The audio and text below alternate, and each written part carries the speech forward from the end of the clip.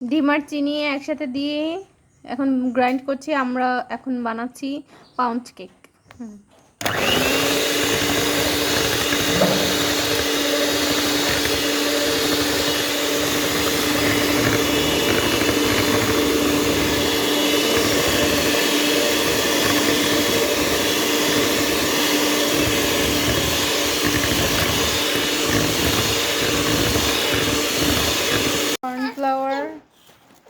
Cornflour দিব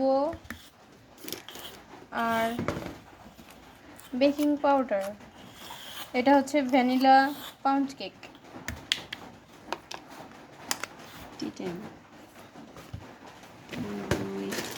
ময়দা।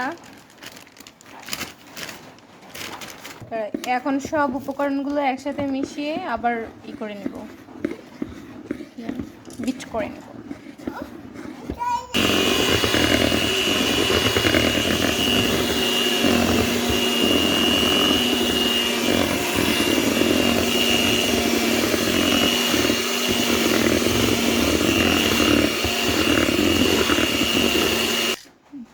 সামান্য দুধ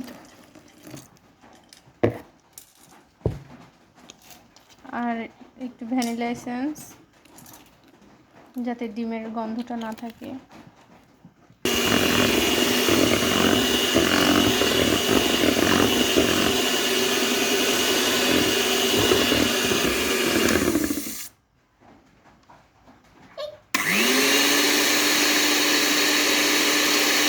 এখন আমরা ব্যাটারটা মোল্ডের মধ্যে দিয়ে দিব।